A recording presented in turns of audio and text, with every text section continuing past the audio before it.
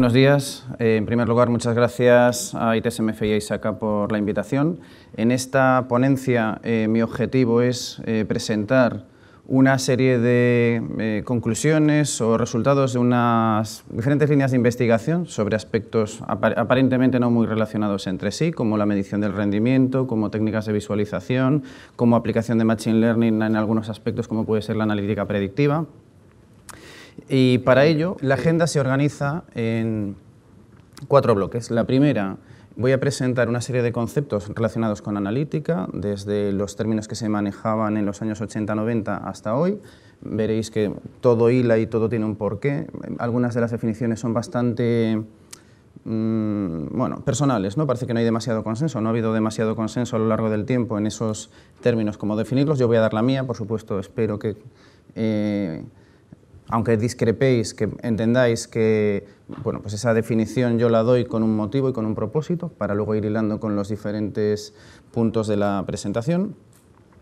A continuación, un segundo bloque presenta las características o los diferentes tipos o paradigmas que existen dentro de analítica y pues las herramientas actuales de Business Intelligence, de Analytics, qué cosas hacen y qué cosas pretenden hacer, cuáles han sido y cuáles serán las principales olas de disrupción dentro del mundo de la analítica. Y tercer bloque y último, digamos, solo quedaría después un bloque de conclusiones, sería ver cómo se están aplicando esos conceptos en negocio y si se están o no se están aplicando en TI, ¿vale? Y hacer una comparativa entre su aplicación en TI con su aplicación en negocio, ¿vale? O sea que sin más paso ya a la explicación. Bien, el tema de la analítica, de Business Intelligence, etcétera, son conceptos razonablemente de moda, pero que se basan en conceptos muy clásicos. Se basan pues en el teorema de Bayes del siglo XVIII, se basa en técnicas de regresión que se estudian desde el siglo XIX y, desde luego, por supuesto, en todo tipo de técnicas computacionales que desde los años 50 los ordenadores nos han ido permitiendo llevar a cabo. Y, sobre todo, en una última etapa, en los últimos 30 años, pues ha ido habiendo diferentes oportunidades, evoluciones de la tecnología que nos ha ido permitiendo pues sacar más partido a la información. Al final, siempre lo que se ha pretendido es poder extraer conocimiento de los datos. En inglés a mí la palabra me gusta más porque es extraer insights de los datos. Ese insights da, en mi opinión, algo como es más de extraer la información que está contenida dentro de pues, una serie de datos que podamos tener disponibles en nuestra organización.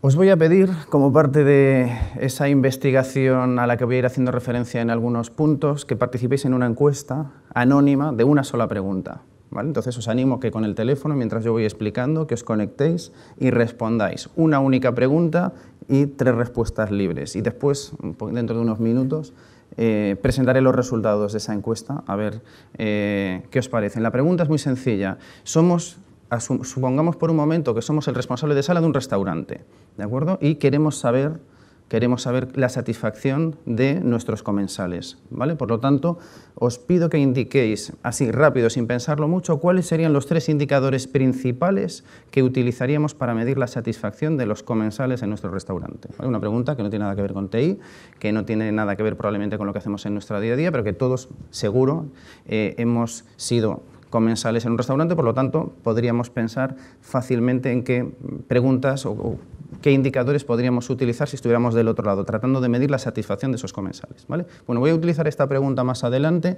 para presentar una de las ideas en las que estoy trabajando. Hay líneas de investigación que son más formales, otras que lo son menos, pero esta es una que personalmente me interesa mucho y que luego os presentaré. Bien, la evolución de la analítica. Aunque existen cosas anteriores, yo particularmente pongo un primer hito en los años 80, cuando surgieron los sistemas de Data Warehouse. Y siguiendo las agujas del reloj, empezando por las fuentes, este y otros términos, pues voy a tratar de identificar una serie de aspectos clave.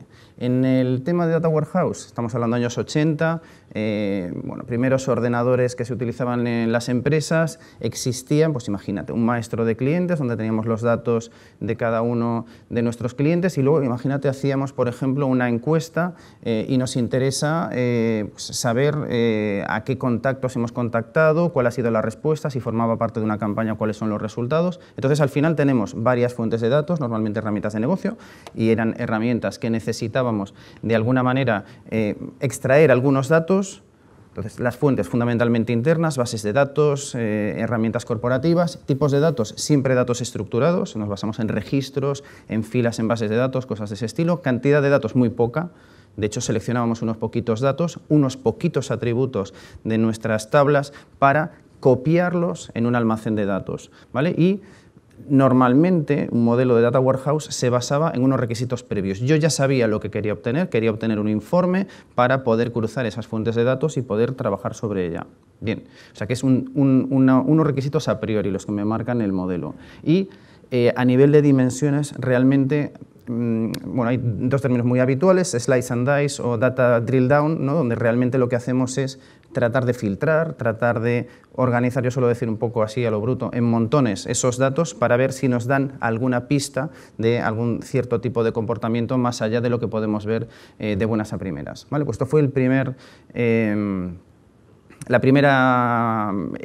embrión de lo que es actualmente la analítica. Yo personalmente a este tipo de herramientas o a este enfoque primigenio al final le veo un problema que se convierte en uno de los 5 diría, sesgos de nuestra percepción o de nuestra forma de razonar que deberíamos intentar evitar, ¿vale? Y este primer sesgo es muy orientado con el sesgo de confirmación.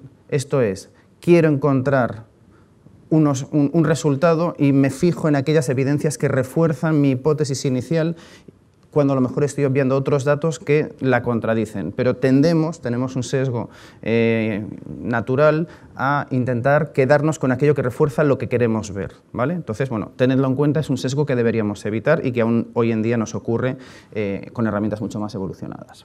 Bien, después, no mucho más tarde de las herramientas de Data Warehouse surgieron las herramientas de Business Intelligence. Las herramientas de inteligencia de negocio o Business Intelligence, en cuanto a fuentes, más o menos las mismas.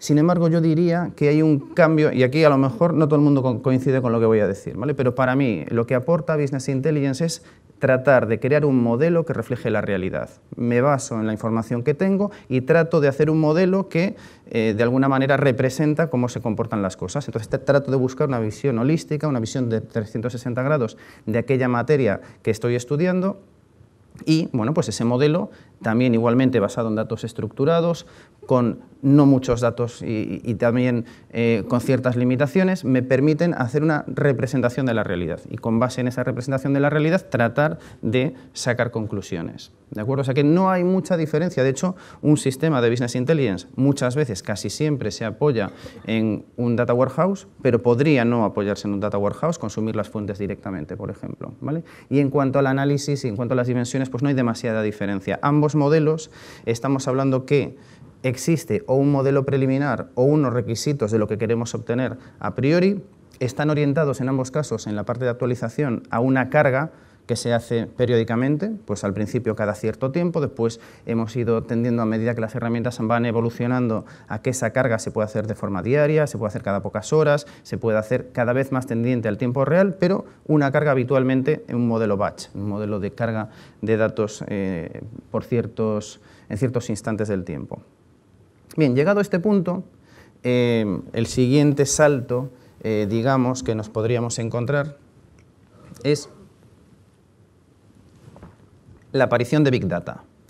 Big Data, no porque realmente nosotros la vayamos a utilizar en nuestros entornos tipo Data Warehouse o en nuestros entornos tipo Business Analytics o Business Intelligence. De hecho, yo considero, contradiciendo lo que opinaréis probablemente la mayor parte de vosotros, que ninguno de nosotros, o prácticamente ninguno de nosotros, llegará a trabajar nunca en Big Data. Big Data significa realmente Big Data, no es un poquito más que Small Data, ¿vale? Realmente, en ciertas líneas también de investigación con universidades, cuando digo, ¿y si montamos una base de datos InfluxDB para análisis de series temporales o montamos un Elasticsearch para hacer análisis semántico? Me dicen, pero ¿de cuántos millones de filas por cada una de las variables estamos hablando? ¿Más de 10, más de 5? Entonces, a lo mejor sí, pero si no, realmente pues una base de datos normal, relacional, sería más que suficiente. O sea que Big Data es verdaderamente big, no lo que a lo mejor nosotros podemos pensar que es Big Data. En cualquier caso,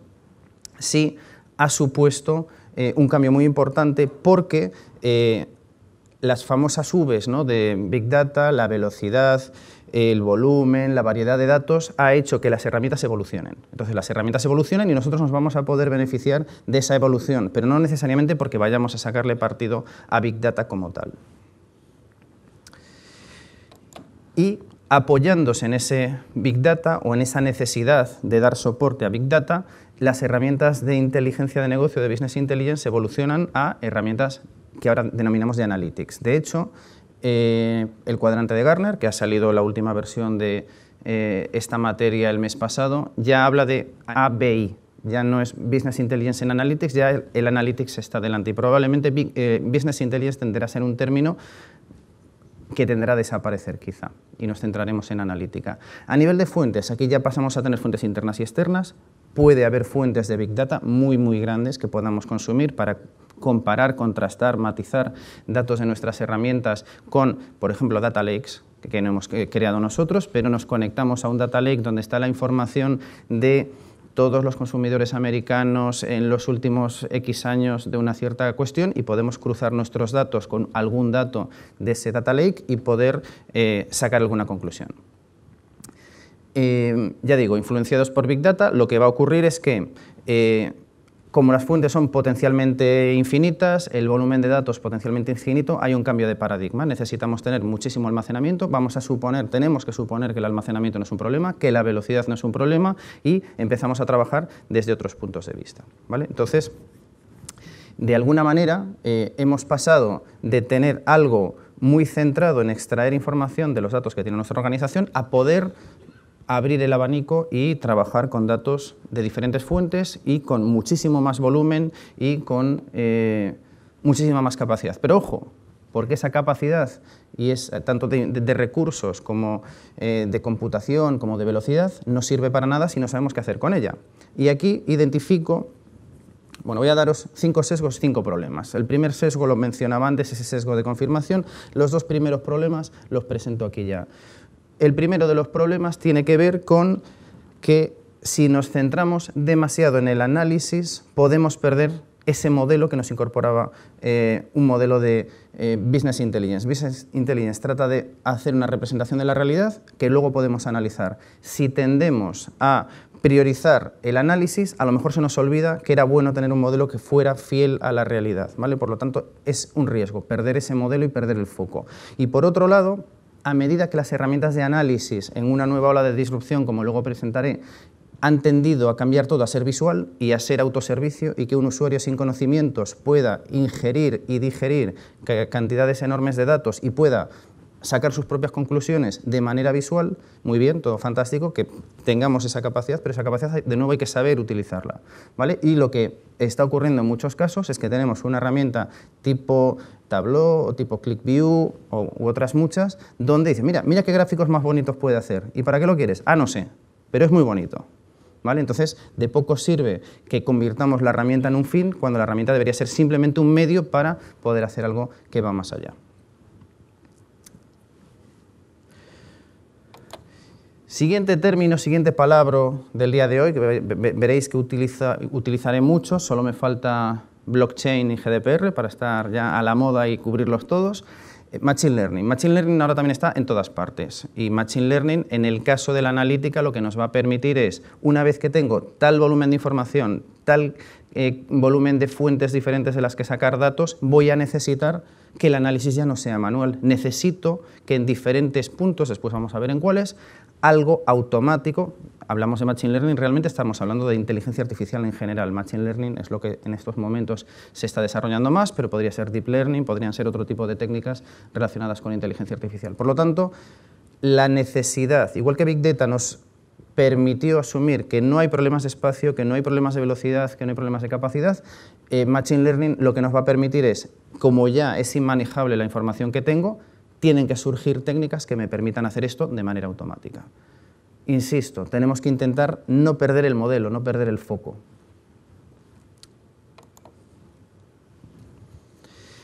Me falta un término más en el que no me voy a parar mucho, que es Data Science. En Data Science, yo diría, mi interpretación de lo que es Data Science es que es algo como más grande. Si comparamos Data Analytics o Business Analytics con Data Science, pues realmente es que el análisis, igual que la estadística, es una parte que forma parte, ¿no?, de lo que sería Data Science, como lo es programación, como lo es Machine Learning, como lo es tener conocimientos muy grandes de una cierta materia. Por lo tanto, Data Science utilizaría Analytics, pero realmente estaríamos hablando de algo más amplio en su alcance.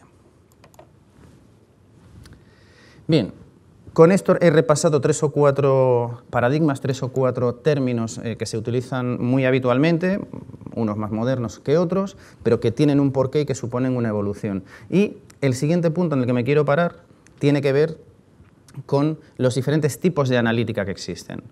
Bien, fundamentalmente se identifican 4, aunque luego hablaré de un quinto, 4 tipos de analítica fundamentales. El primero de ellos es la analítica descriptiva, la que nos resulta más natural a cada uno de nosotros. A partir de los datos, tratar de pensar qué ha ocurrido y por qué, ¿vale? O incluso qué está ocurriendo ahora y por qué. ¿Vale? En este punto voy a pasar ya a analizar los resultados de esa encuesta que os pedí que cubrieseis, por favor.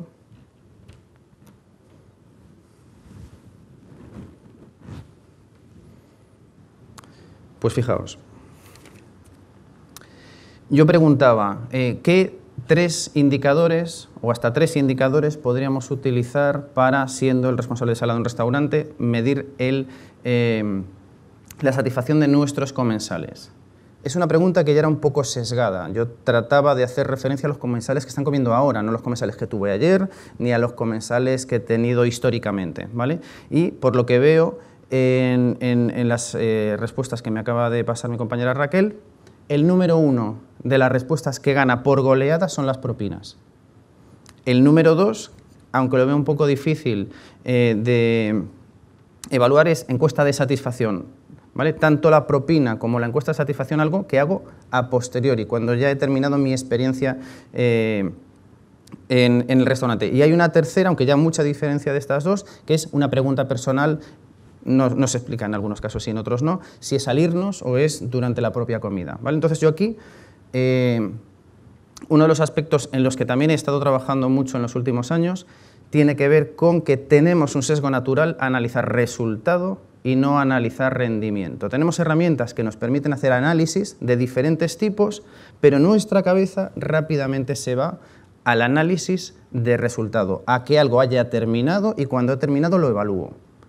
Bien, no es incorrecto, en absoluto es incorrecto, pero nos estamos dejando toda esa parte, no sé si algunos estabais en la ponencia anterior sobre Industria 4.0, donde veíamos que en la industria sí se trabaja mucho el tiempo real. Pues nos estamos olvidando del tiempo real. O incluso cuando tendemos al tiempo real, hablamos de tiempo real, pero tiempo real cuando algo acaba.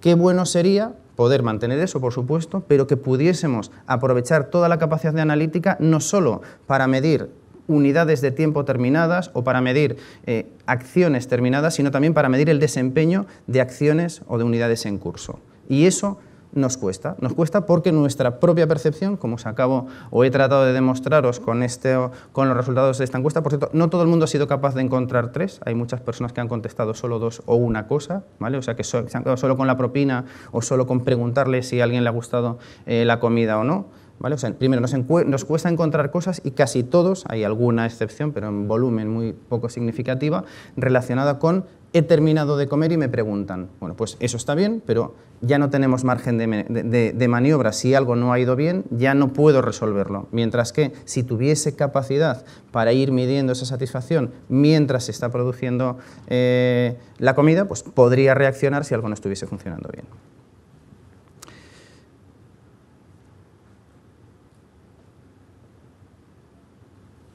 Continúo. Os mencionaba también listas de errores. El tercer error que yo identifico de manera muy generalizada en el mundo del análisis en general es que no tenemos claro un modelo de medición. Existe un estándar internacional de medición, la ISO 15939, el gran desconocido. Más de 60 países se han puesto de acuerdo, primero a nivel de software, de medición de software, después a nivel de medición de sistemas, ahora ya en una release que se ha publicado, una edición que se ha publicado el año pasado, abarca la medición de servicios, de procesos, de cualquier cosa. Define cosas tan básicas como la diferencia entre una medida y una métrica, entre una métrica y un indicador, cosas que yo en formaciones utilizo desde hace años y que me sigo sorprendiendo que todos mis alumnos no conocen o manejan, que no quiero decir con torpeza, pero manejan como términos sinónimos cuando no lo son. Y ya, por supuesto, como algunos de vosotros sabéis, la diferencia entre métrica e indicador, cuando estoy hablando indicadores de rendimiento, indicadores de resultado, es una gran carencia que todos tenemos. Tenemos herramientas súper potentes que nos permiten hacer análisis de muchísimos tipos, pero al final nos estamos quedando con analizar el resultado y además manejando términos con torpeza. Trabajar en un modelo de indicadores, trabajar en, por lo menos, entender diferentes términos que ya están estandarizados, o sea que más de 60 países se han puesto de acuerdo para consensuar unas definiciones y no las estamos utilizando. Bueno, pues considero que esto es una laguna que es fácil de resolver, 158 francos deben ser unos 120, 130 euros, no es una inversión tan grande para una organización,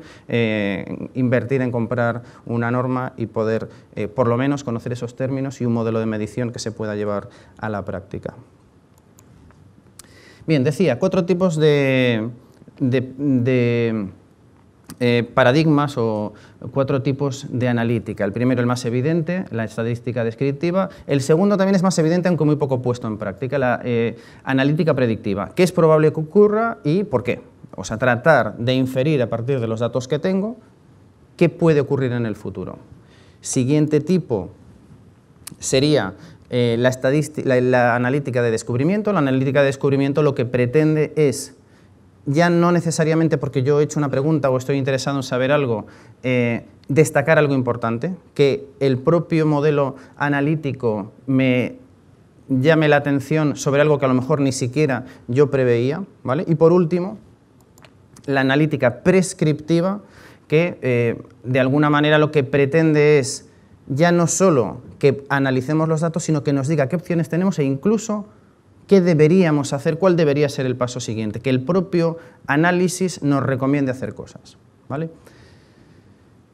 Normalmente un modelo de analítica prescriptiva se basa en un análisis descriptivo, predictivo y de descubrimiento previo y después se pasa a un motor prescriptivo que nos daría opciones, que nos daría diferentes pasos que podríamos llevar a cabo a continuación.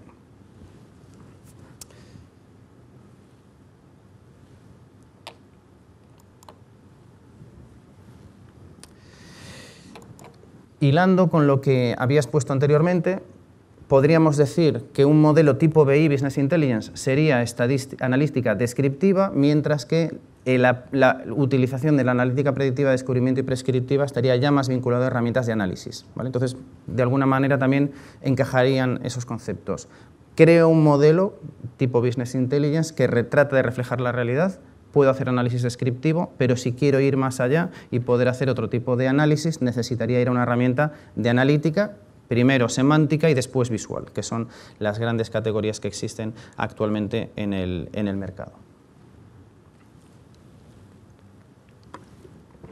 Bien, otro de los riesgos que nos podemos encontrar trabajando en este tipo de cuestiones es que, insisto, tenemos herramientas muy potentes que nos permiten hacer muchas cosas, pero que a lo mejor no sabemos manejar y sacarle todo su partido. Y otro de los sesgos que nos podremos encontrar con cierta frecuencia es tratar o confundir correlación con causalidad. A veces vemos en nuestra herramienta que siempre que una variable sube, otra sube, y dice, pues ya está, una es causa, otra es efecto, cuando no siempre correlación implica causalidad. Bueno, hay ejemplos muy extravagantes como el consumo de mozzarella en Italia y el número de niños que tienen las mujeres afroamericanas en el estado de Arkansas. Pues son dos variables, el consumo de mozzarella en Italia y el de los niños en Arkansas, que desde hace 50 años prácticamente si uno sube el otro sube, si uno baja el otro baja. Evidentemente no hay ninguna correlación entre el consumo de mozzarella en Italia y el número de niños que tienen las mujeres negras en Estados Unidos, pero a veces, en casos tan extremos, podemos tratar de pensar que existe causalidad cuando realmente no existe. Bien, voy a dedicar 2 o 3 slides brevemente a presentar algunas de las conclusiones que Gartner presenta en su cuadrante mágico sobre Analytics y Business Intelligence.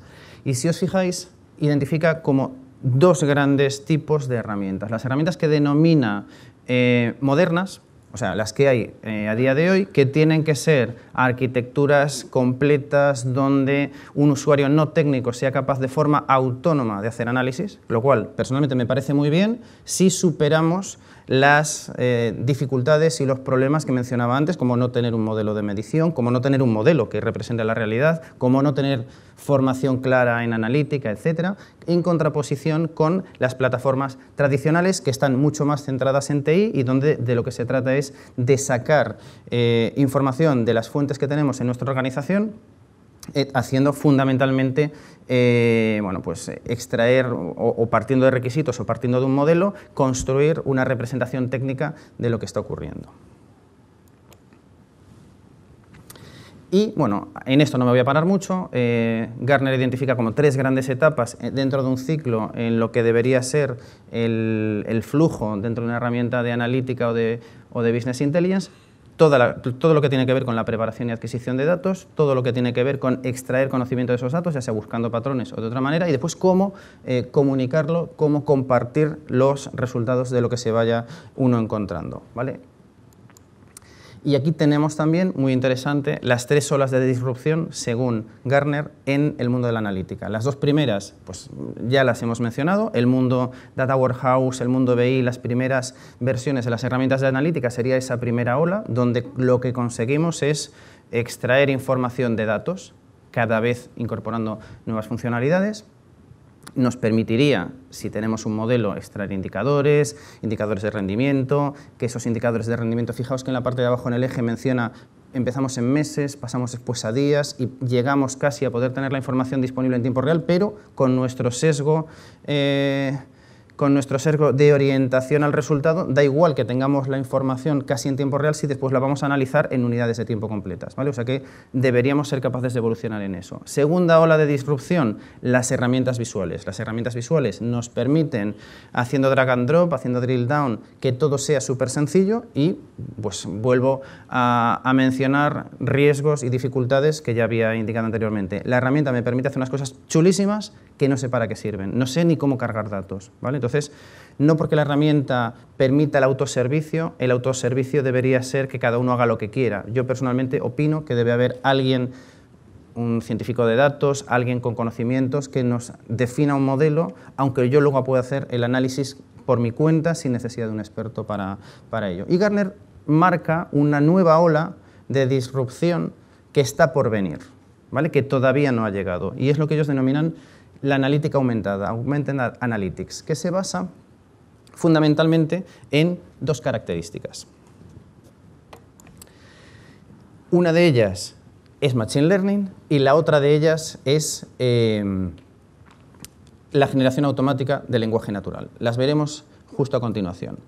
Antes voy a profundizar un poquito en la parte que tiene que ver con la visualización. Las herramientas de análisis nos llevan a lo visual, pero por nuestra falta de modelo, por nuestra falta de conocimiento, pues al final nos quedamos con cosas siempre muy básicas.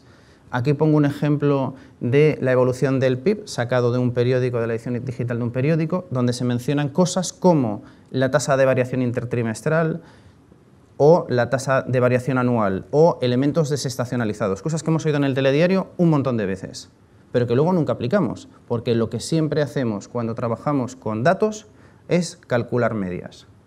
la peor medida de centralidad que podríamos utilizar es una media. Antes una moda, una mediana, es una medida estadísticamente no resistente y enseguida vamos a unidades de tiempo finalizadas. ¿Qué pasó en la última hora? ¿Qué pasó ayer? ¿Qué pasó el mes pasado? Y hago medias y comparo medias. Estoy olvidándome de distribuciones. Si hay un outlier, si hay un valor extremo, va a interferir en ese valor medio, con lo cual tenemos mucha capacidad, insisto, pero no somos capaces de extraer valor. Y luego existe una dificultad adicional, y es que además de centrarnos en valores medios, nadie nos ha enseñado en el cole a trabajar, a contar historias con datos. Nos han enseñado a escribir frases y con esas frases contar ideas, y nos han enseñado en matemáticas a operar con números, pero nadie nos ha enseñado a contar historias con números, que es algo que también está muy de moda, es una tendencia emergente, el storytelling with data, que es algo en lo que muy pocos profundizamos y de nuevo creo que es muy importante. Viendo los informes que generamos la mayor parte de nosotros o que genera nuestra organización, viendo los dashboards que manejamos, todos tienen unos defectos de base terribles. Primero de todo, hay cosas que se cuentan muy bien con tablas, hay cosas que se cuentan muy bien con gráficas y hay que saber cómo utilizar cada una de ellos. Hay en nuestra percepción otro sesgo que es la capacidad que tenemos para identificar atributos preatentivos, las cosas que vemos, pum, de un flash, sin necesidad de fijarnos. Si yo os pregunto, ¿de estos cuadraditos destaca alguno? Pues yo diría que a priori no destaca ninguno, pero utilizando múltiples atributos preatentivos sí podríamos hacer destacar unos sobre otros. Por ejemplo, por el color, o por ejemplo, por la intensidad, o por ejemplo, por la posición, la rotación en este caso, la posición, el tamaño, la forma, etc. O sea que si fuésemos capaces de destacar el mensaje que nos interesa con algún atributo preatentivo, lo veríamos ¡pum!, de un vistazo. Mientras que la mayor parte de las veces cuando queremos destacar algo lo hacemos con cosas que no hacen que ese aspecto que nos interesa destaque. Después existen también leyes de percepción.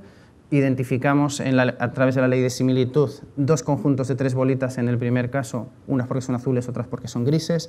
Mediante la ley de cierre vemos una circunferencia cuando realmente solo hay pequeños segmentos. Por proximidad identificamos dos conjuntos, por segregación identificamos un conjunto de cuatro bolitas, etcétera, etcétera.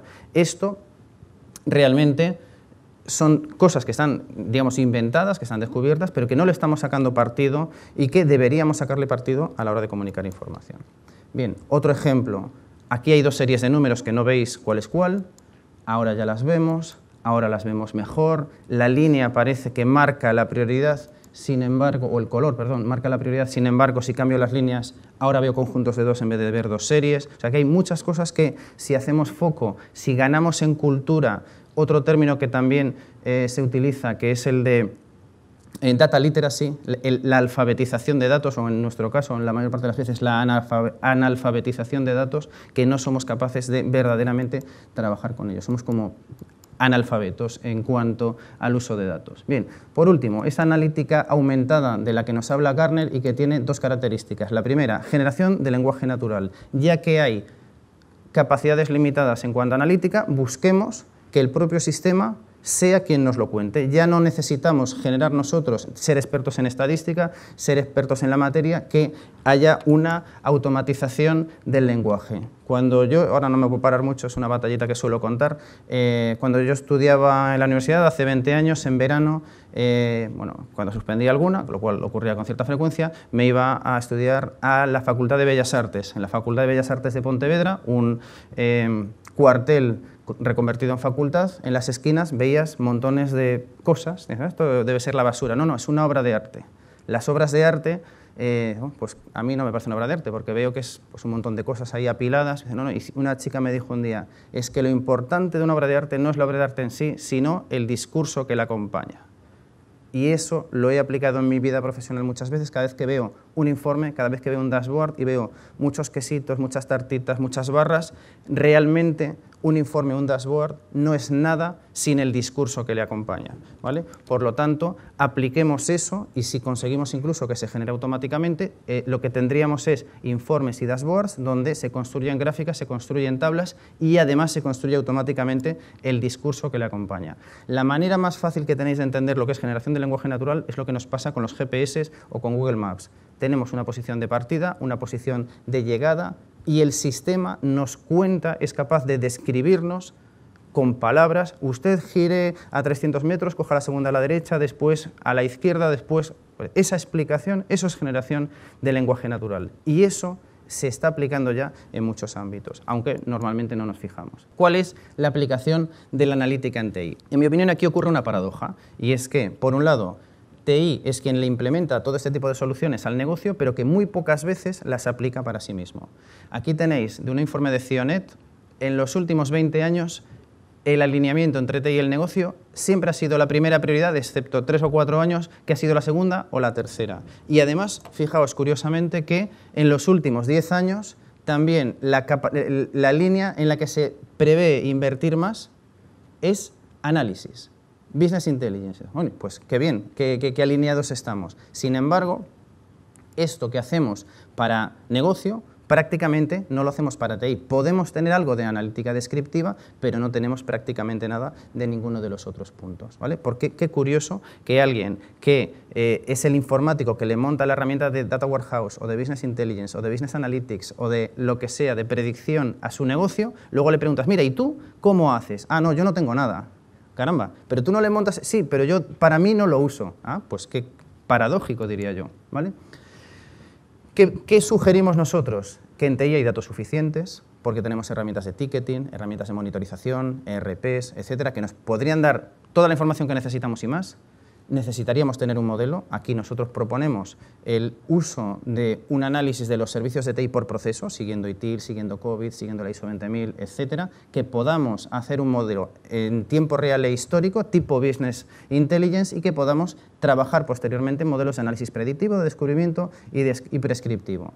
Y, por supuesto, aplicar la analítica aumentada, tratando de incorporar la generación automática del lenguaje natural y automatizar todo lo posible mediante Machine Learning. Entonces aquí, el año pasado, los que estuvisteis en la presentación que hicimos de la Universidad de Santiago, un catedrático de inteligencia artificial y yo, donde presentábamos un informe con el discurso que le acompaña generado automáticamente.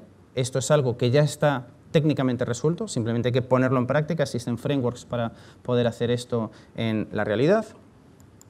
Y también ahora, para que podáis entender un poquito más lo que pretendemos hacer en Obsidian, con el modelo básico queremos hacer analítica descriptiva, queremos hacer un modelo de servicios de TI basado en procesos, es decir, el equivalente a un Business Intelligence para TI. Queremos que se pueda hacer también de manera automática analítica de descubrimiento, es decir, que el propio sistema nos alerte de cosas que no estábamos pendientes de ellas y, por supuesto, que nos lo cuente, generación de lenguaje natural. Y en una versión más avanzada, que el modelado sea dinámico, que se paralelice el cálculo y que se incorpore Machine Learning, analítica predictiva y analítica prescriptiva. Bien, a modo de conclusiones, resumo los 5 sesgos y los 5 errores habituales que creo que ahora será fácil de seguir. En primer lugar, tendemos a ver lo que queremos ver, por lo tanto, buscamos los datos que refuerzan lo que queremos ver y no necesariamente lo que realmente está pasando. Segundo, estamos orientados a resultados, tenemos una orientación en nuestra percepción hacia terminar unidades y analizar unidades terminadas y no necesariamente el rendimiento de cómo me estoy comportando, de cuál está siendo mi desempeño en este momento. Tenemos también un sesgo muy claro hacia la causalidad, identificar cualquier correlación como causalidad. El desastre mayúsculo que cualquier matemático, que cualquier estadístico sabría explicar, y es que tendemos, además de a quedarnos con unidades de tiempo determinadas, a buscar valores medios. Los valores medios es lo peor que hay porque se cargan todo lo posible, y después que está lanzándose esa idea de data literacy como alfabetización de datos, donde realmente somos más analfabetos que alfabetizados. Los 5 errores: considerar la herramienta como un fin en sí mismo y no como un medio para obtener algo, la falta de modelo, pero de modelo que represente aquello que estoy estudiando, la falta de metodología de análisis, no sé qué hacer, bueno, me he saltado el modelo de medición, para mí uno de los más importantes. No tengo representación de la realidad y si lo tengo, no tengo claro cómo medirlo. Después nos falta metodología de análisis. ¿Cuántos de los tipos de análisis nuestra organización utiliza actualmente? Y después también tenemos lagunas clarísimas a la hora de contar historias basadas en datos. Llevando esto a TI, en TI hay datos suficientes y existen herramientas como Obsidian que nos permiten poner en práctica todos estos conceptos, tratando, por supuesto, de superar estas carencias y estos sesgos que hemos visto anteriormente. Es posible hacer modelos de análisis de servicio por proceso. En TI hay datos de sobra que nos permiten hacerlo. En cualquier organización, pequeña, grande, pymes, que aparentemente no están muy evolucionadas. Y busquemos siempre el análisis en tiempo real que nos permita saber cómo estamos en este momento, que no necesitemos llegar a la oficina para saber que hay un incendio, sino que el sistema nos avise antes. Y desde luego, como somos analfabetos de datos, por lo menos que nuestras herramientas nos lo cuenten y nos expliquen las cosas aportando datos que a lo mejor ni siquiera nosotros sabríamos entender, pero que nos lo cuenten en un lenguaje asequible. Y habiéndome pasado un poquito del tiempo que me daban, con esto termino mi ponencia. Muchas gracias.